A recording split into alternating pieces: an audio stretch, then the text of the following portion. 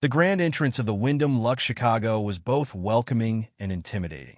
Its marble floors gleamed under crystal chandeliers, and attendants in finely pressed suits glided through the lobby, guiding guests and handling luggage. Jessica and David Williams entered with their two children, Jordan, 12, and little Ava, 5. They looked around, taking in the sheer elegance of the place, and David placed a gentle hand on Jessica's back, a reassuring gesture for a familiar moment. Eyes followed them everywhere. Ethan Simmons, the hotel's manager, noticed the family as soon as they walked in. He observed their casual yet stylish attire, catching a glint of their jewelry, but didn't allow himself to be impressed. Instead, he saw their skin tone, their broad smiles, and his mind instantly jumped to conclusions. They don't belong here. With a small sigh, he straightened his jacket and walked over to them, his tone brisk and professional, but just barely masking his disdain. "Good afternoon," he began, his eyes traveling from David's face to Jessica's shoes, clearly appraising and dismissing them. "Welcome to the Wyndham Lux. Are you looking for a room?" Jessica exchanged a quick look with David, sensing Ethan's forced politeness. David nodded calmly, choosing not to react, but Jordan noticed his father's jaw clench slightly. "We have a reservation," David replied with a friendly smile. "Right," well, Ethan let out a tight smile. "Let me just pull that up for you." Without another word, he turned, motioning for them to follow him to the reception desk. "Didn't even check the computer before coming over here," Jordan muttered, glancing at his mom. Jessica placed a gentle hand on his shoulder, a subtle reminder to stay composed. Once at the desk, Ethan's fingers hovered over the keyboard as he glanced at the family. "Are you sure it wasn't a standard room?" he asked. "We're fully booked in the premium suites, so if you were looking for something more modest, we do have some standard rooms available." His voice was polite, yet the implication was sharp. David's smile faded slightly. "Actually, we have a special reservation. Under Williams," he clarified, enunciating every syllable of their last name as if to remind Ethan that they, too, deserved respect. Ethan's smile faltered as he typed in the name, his fingers tapping louder than necessary. The Williams family waited in silence as Ethan's eyes scanned the screen and then froze. His face lost a bit of color, and his mouth fell open slightly before he quickly closed it. "VIP reservation, suite owner's code." He forced a quick smile, struggling to swallow his embarrassment. "Ah, yes, here it is," he managed, voice slightly higher-pitched. "Mr. and Mrs. Williams, I see you've booked the presidential suite." Jessica tilted her head, her eyebrows raised, feigning surprise. "Oh, that's interesting. You seem so certain about that standard room," she remarked, her voice soft but her gaze steady. Ethan cleared his throat, desperate to regain control. "Please forgive me. Just a misunderstanding. Let me escort you to the presidential suite personally. If there's anything you need, please don't hesitate to ask," he said, turning toward the elevator and gesturing for the family to follow. Jessica walked alongside Ethan, her expression unreadable. As they waited for the elevator, Ethan tried his best to sound accommodating. "We'll make sure your stay is nothing short of extraordinary. All amenities are, of course, at your disposal, and I'd be happy to recommend some fine dining options in our restaurant." David raised an eyebrow, unable to resist. "I assume that includes the rooftop access and the exclusive spa services we requested in our reservation?" Ethan's face reddened slightly. Yes, of course. Everything as requested." As they stepped into the elevator, Jordan couldn't resist muttering, "Bet you don't say that to every guest." Ethan's face tightened, but he said nothing, merely pressing the button for the top floor. The silence was heavy. Once they reached the suite, Ethan opened the door with a flourish, hoping to distract them from his earlier conduct. The suite was opulent. Floor-to-ceiling windows showcased the Chicago skyline. Plush furniture filled the room, and the walls were adorned with curated artwork. Ethan turned to David with a forced smile, gesturing at the grand space as though offering a gift. "We hope this suite meets your expectations," he said, his voice almost a whisper. Jessica took a slow look around before turning back to him. "It's lovely, but we do need to speak with you privately, Mr. Simmons." Ethan swallowed, the nervousness evident in his posture. "Of course, anything you need," he replied, trying to recover his poise. Once the children were settled in another room, Jessica and David invited Ethan to sit. The manager, visibly uncomfortable, accepted, sitting on the edge of the plush armchair, hands folded tightly. "Ethan, is it?" David began, his tone firm but calm. "Yes, sir," he answered, looking down at his hands. "We couldn't help but notice your reservations about our family," Jessica said, choosing her words carefully. Ethan's face flushed. "Oh, no, ma'am, Please," David interrupted softly but firmly. "We've seen this before. And, honestly, we expected more from a hotel that prides itself on luxury and respect for every guest." Ethan felt a sinking sensation. "Mr. Williams, I assure you, I didn't mean any disrespect. It was a misjudgment." Jessica leaned forward slightly, her gaze unwavering. "We own this hotel chain, Mr. Simmons. We built it with a vision that everyone deserves dignity and respect, no matter where they come from or what they look like." Ethan's breath caught. "I didn't realize that was the problem," David said, his voice firm. "You didn't bother to." Ethan's head dropped slightly, his face red. I apologize." Jessica's voice softened, but her words were deliberate. "We're not here for apologies. We're here because we believe in this place and what it stands for. But it's clear that you need to understand that better." She paused, letting her words sink in. "We'd like you to join our inclusion and diversity training program." Ethan's shoulders slumped slightly. "I see. I'd be grateful for that chance." David nodded, his expression softening. "Think about what kind of manager you want to be. Not just here, but in every part of your life. This place represents more than a job. It represents people. And people deserve to be seen for who they are." Ethan felt a strange mix of relief and shame. "Thank you," he murmured, understanding the gravity of the opportunity they were extending. Jessica and David exchanged a look, and without another word, they left Ethan to sit with the impact of their conversation, letting him begin to process the lesson he'd been given. Ethan sat alone in the plush armchair, his face still flushed with embarrassment. His mind replayed Jessica and David's words, each one seeming to echo louder in the quiet suite. He felt a prickling heat under his collar and took a deep breath, trying to still his thoughts, but their words had stirred something unsettling. Not wanting to dwell on his emotions, he quickly rose from the chair and made his way back to the lobby. As he entered, he noticed his assistant manager, Claire, glancing at him curiously. "Everything all right?" she asked with a faint smile, sensing his tension. "Fine," he replied a bit too quickly.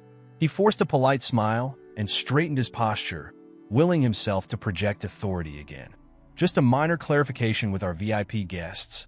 Claire's eyes flickered with intrigue, but she nodded, accepting his response.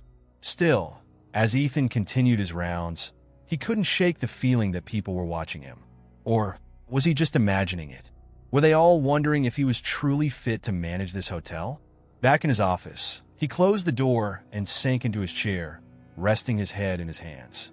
Ethan could practically hear Jessica's voice in his mind, calm but cutting, telling him he'd failed to see the Williams family for who they truly were.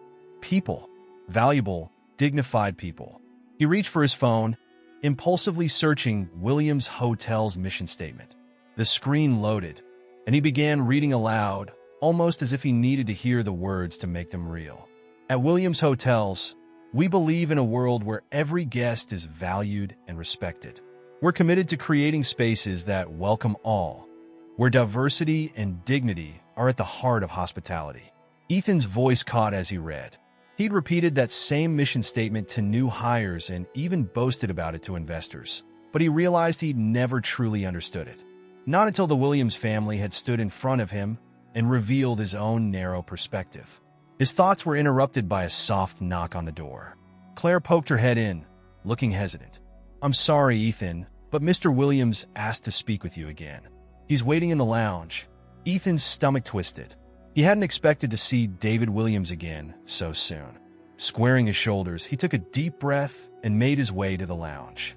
David was sitting at a small, elegant table near the window, looking out at the bustling Chicago streets. As Ethan approached, David turned, his expression neutral but attentive. "Thank you for coming, Mr. Simmons," David said, gesturing for Ethan to sit. "Of course, Mr. Williams," Ethan replied, carefully lowering himself into the chair across from David.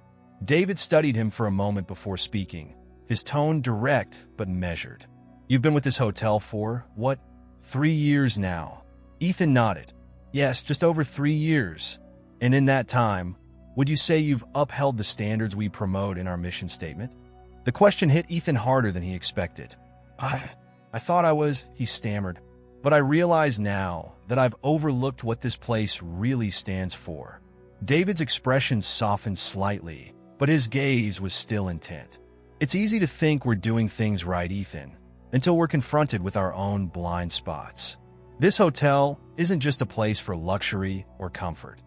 It's meant to be a place of acceptance, a place where people can feel seen and valued."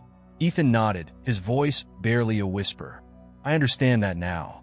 David took a sip of his coffee, studying Ethan. "I'm glad to hear that. Jessica and I have worked hard to build a company we're proud of. But our vision only comes to life if every person on our team believes in it." Ethan looked down, shame tightening his throat. "I let you down, Mr. Williams. I see that now, and I want to make things right. I'm ready to start the inclusion and diversity training." David's gaze softened, and he nodded. "That's a start, Ethan. But remember, this isn't about checking a box or attending a workshop. It's about changing how you see the world, and how you see every guest who walks through those doors." Ethan felt a pang of vulnerability. "I know. I want to do better. This job, it means a lot to me.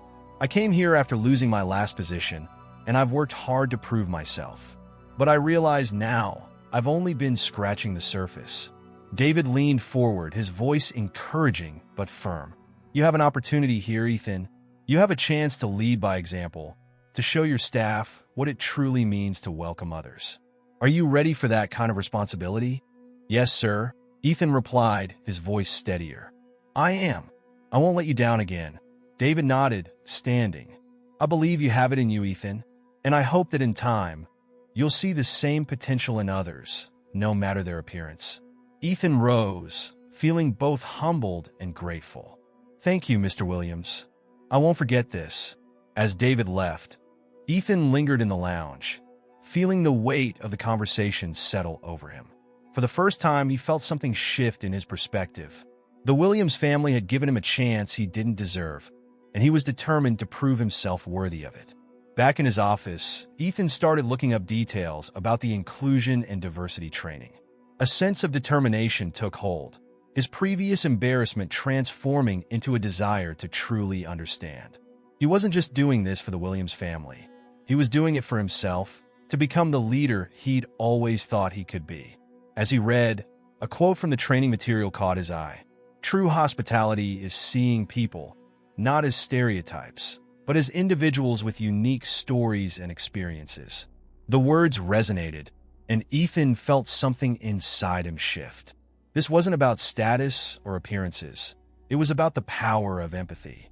It dawned on him that if he couldn't manage to see the humanity in each guest, then he wasn't fit to lead anyone at all.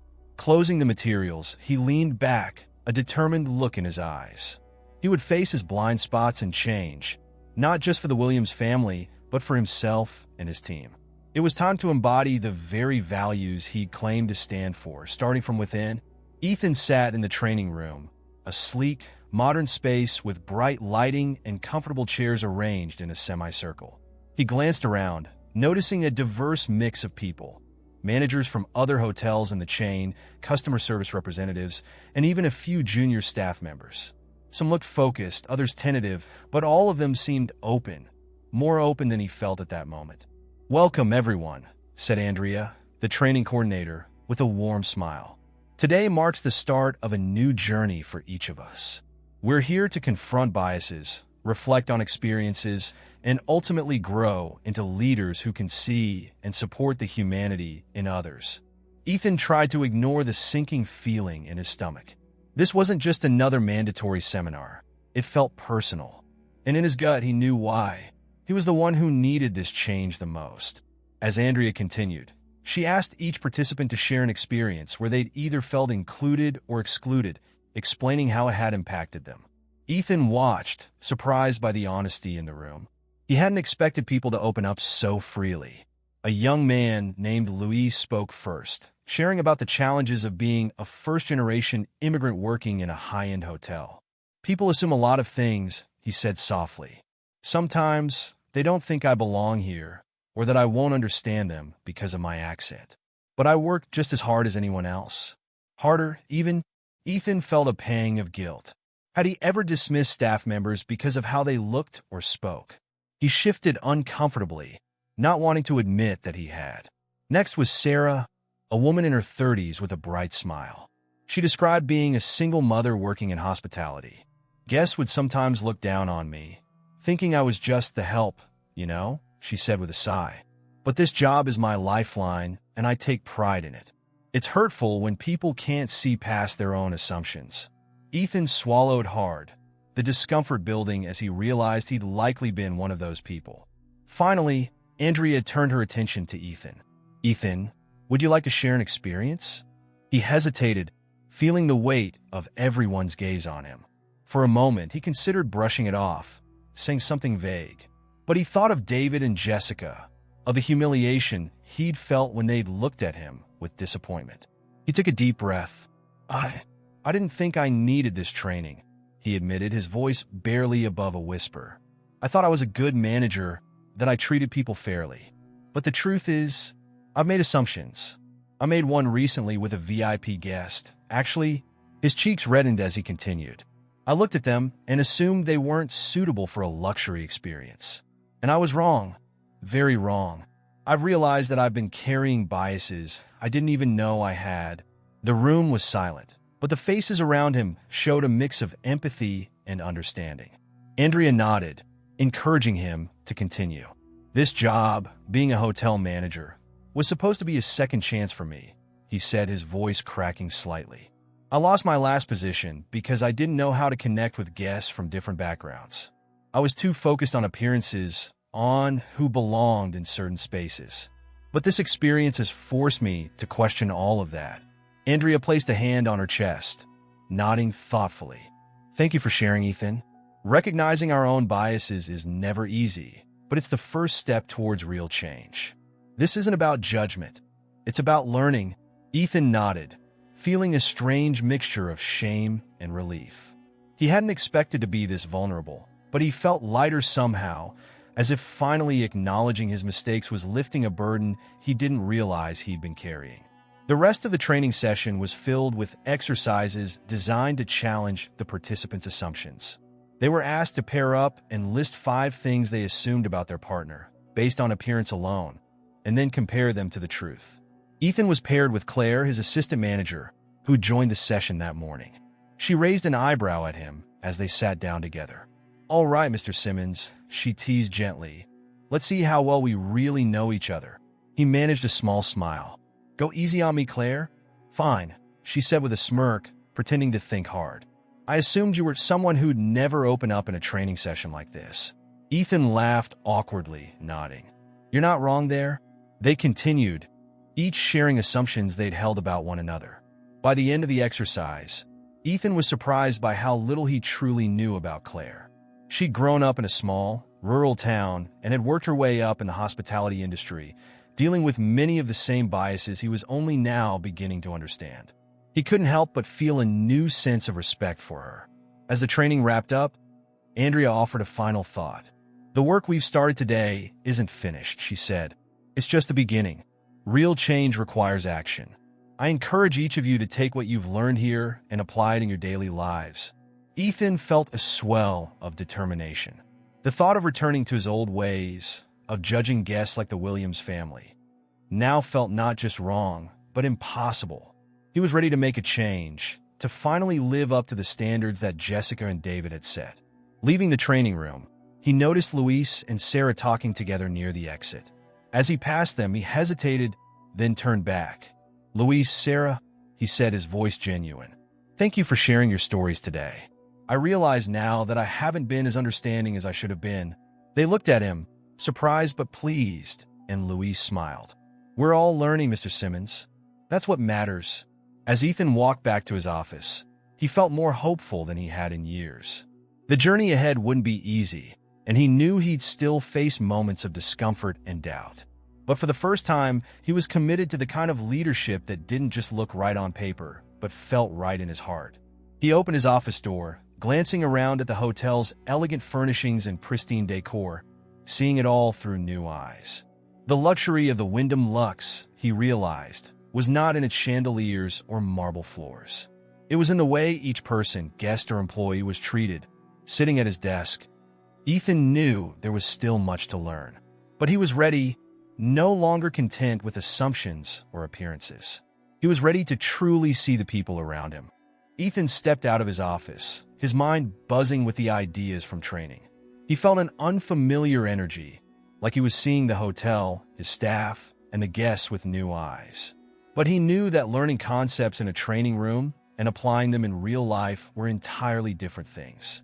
As he walked through the lobby, he spotted a family with 3 young children struggling with their luggage near the front desk. The parents were speaking in Spanish, their words soft and quick, trying to reassure their children while balancing bags on each shoulder. Ethan noticed a few staff members glancing over, but looking away quickly, as if unsure how to help. Taking a deep breath, he walked up to the family, his expression warm. "Welcome to the Wyndham Lux," he said with a friendly smile. "May I help you with your bags?" The mother looked surprised, glancing at her husband, before nodding and handing over a suitcase. "Thank you," she said in hesitant English. "It's very kind of you." Ethan smiled, adjusting his grip on the suitcase. "It's our pleasure. We want you to feel at home here." As he escorted them to the elevator, he noticed that other staff members were watching him, some with curiosity, others with uncertainty. Ethan realized he was setting an example, one he hadn't always shown in the past. When he returned to the lobby, Claire was waiting, her arms crossed, but her expression curious. "Offering bellhop services now, Mr. Simmons?" she teased, though her tone was light. He smiled, not defensive but open. "Just helping out? Trying to practice what I learned in training," he replied. She raised an eyebrow, impressed. "I'm glad to hear that. I think the staff notices too." Ethan felt a flicker of pride, but his growth would soon face a tougher test. Later that afternoon, he received a call from the restaurant manager, Tom, who sounded distressed. "Ethan, I need you to come down here. We've got a guest complaint.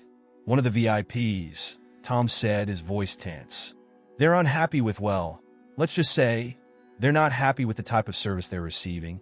Ethan headed to the restaurant, finding the guest in question, a middle-aged man named Mr. Hamilton, who was seated at the best table. He was speaking harshly to a young waiter, his voice growing louder with each complaint. "Do you even know how to serve properly? I asked for my drink 10 minutes ago." Mr. Hamilton sneered, his face contorted with irritation. "This is supposed to be a luxury establishment, isn't it?" The waiter, visibly rattled, apologized repeatedly, his hands trembling as he placed a glass on the table. Ethan felt a pang of anger. He had seen guests like this before, the type who believed their wealth and status entitled them to belittle others. Taking a calming breath, he approached the table, nodding to the waiter to step back. "Good afternoon, Mr. Hamilton," Ethan began, his tone measured. "I understand you have some concerns about the service?" Mr. Hamilton looked him over, eyeing him critically. "Yes, this is unacceptable service for a place of this caliber. I expected better, far better than this." He gestured dismissively in the direction of the retreating waiter. Ethan could feel the tension in his shoulders, but he kept his voice calm. "I apologize if the service wasn't to your satisfaction, Mr. Hamilton. I'd be happy to address any specific concerns you have," he said. "Our staff is here to ensure your comfort, and I assure you they're giving their best effort." Mr. Hamilton scoffed. "Their best effort?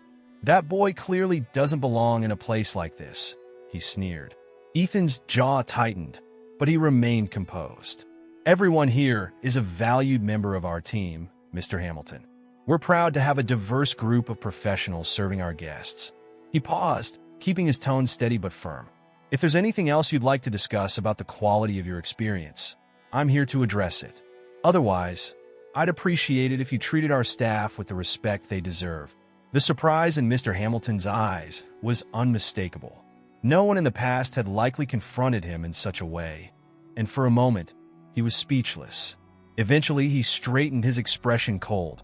"Fine," he muttered. "I just hope the service improves." Ethan nodded, not backing down. "Thank you, Mr. Hamilton. We'll be attentive to your needs." As Ethan walked back toward the staff area, he saw the young waiter, Alex, looking up at him with a mixture of awe and gratitude. "Thank you, Mr. Simmons," Alex said quietly. "I thought I was going to lose my job." Ethan shook his head, his voice firm but kind. "No one deserves to be spoken to like that, Alex. You did fine. Just focus on doing your best, and let me handle the rest." Alex's face broke into a relieved smile, and Ethan felt a sense of satisfaction he hadn't known before. Standing up for his team, rather than just appeasing the guests, felt right. It was another step toward becoming the kind of manager he wanted to be. Back at his office, Ethan took a moment to reflect. His former self might have brushed off Mr. Hamilton's behavior, perhaps even silently agreed with him. But after everything he'd learned and everything Jessica and David had shown him, he could no longer ignore the humanity of his team. As evening approached, Ethan received a call from Jessica. "Good evening, Ethan," she greeted him. "I just wanted to check in and see how things are progressing." Ethan smiled, feeling genuinely pleased to hear from her. "Thank you for calling, Mrs. Williams. I think things are going well. I'm doing my best to lead by example." There was a pause on the other end, and then Jessica's warm voice replied, "That's all we can ask, Ethan. Sometimes real leadership means standing up for what's right, even when it's hard." "Have you been able to apply what you've learned?" "Yes," he answered thoughtfully.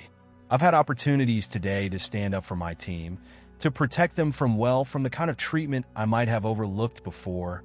Jessica's voice softened. "You're learning, Ethan.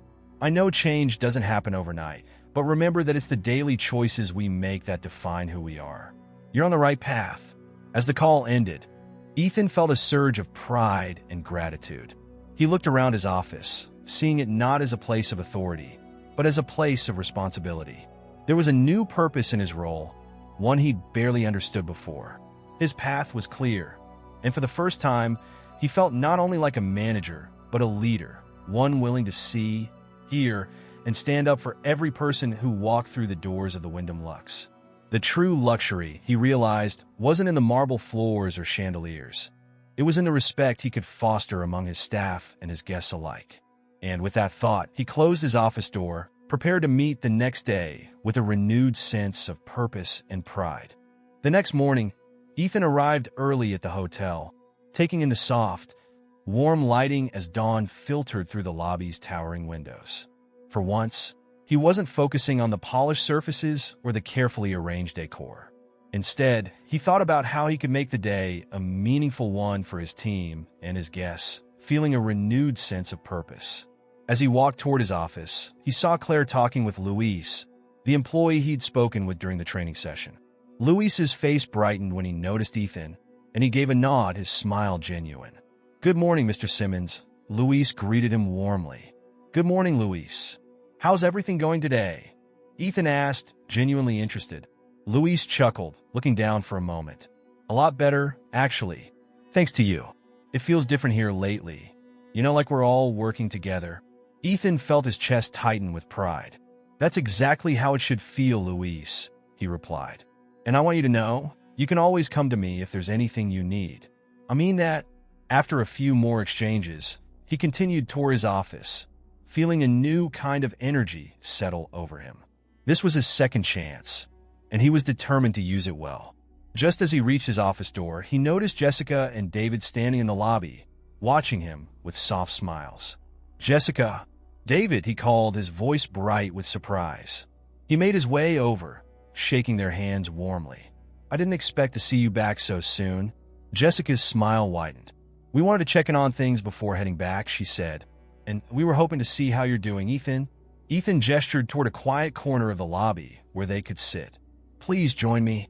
I'm glad you're here." Once they were seated, David looked at Ethan, his expression calm but assessing. "So, Ethan, tell us, how has it been since our last conversation?" Ethan took a deep breath, gathering his thoughts. "To be honest, it hasn't been easy," he began, his voice steady. "But it's been good. The training opened my eyes, but more than that, it's helped me connect with my team.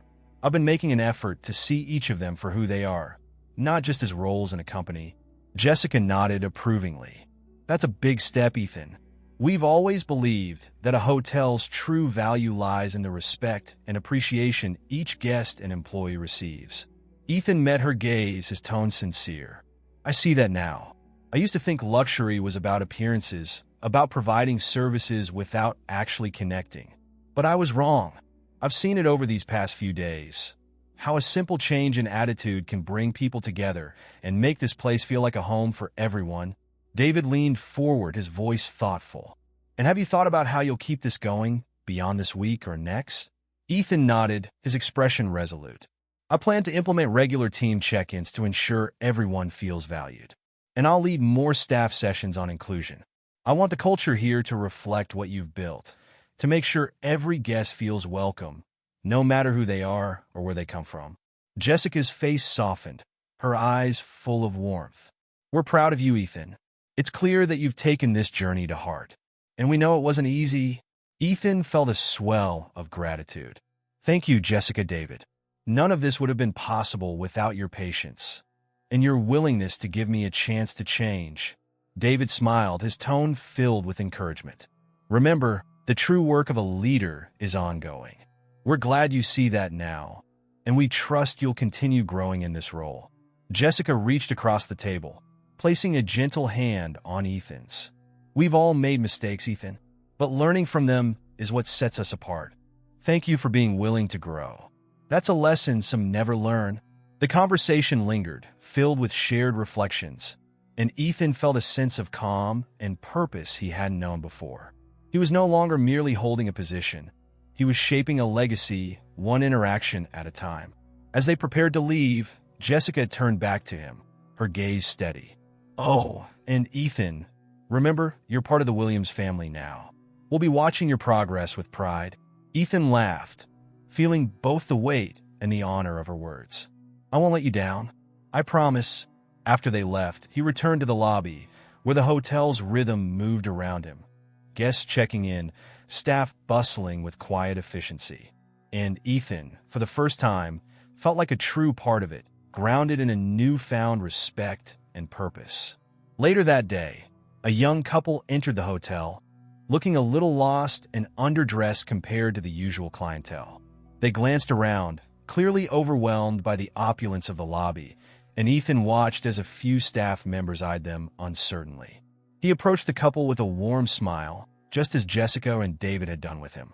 "Welcome to the Wyndham Lux," he greeted them. "How can I help you today?" The couple looked at each other, a little surprised but visibly relieved by his kindness. "We were here to celebrate our anniversary," the man said, his voice tentative. "But we're not sure if we belong in a place like this." Ethan smiled, shaking his head gently. "Everyone belongs here. Let me make sure your stay is as special as it deserves to be."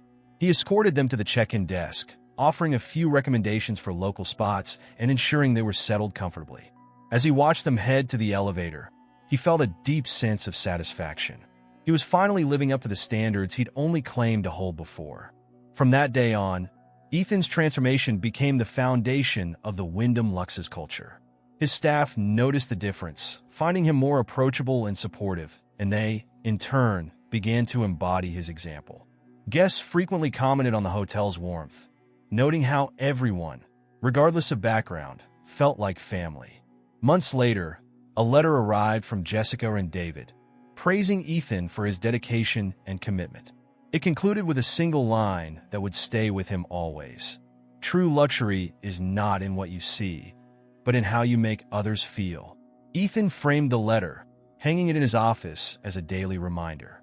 The journey he'd started was far from over, but now he knew he was on the right path, leading not just with authority, but with humanity, humility, and heart. And with every day that passed, the Wyndham Lux became more than just a place to stay. It became a place where everyone, guest and employee alike, found a sense of belonging.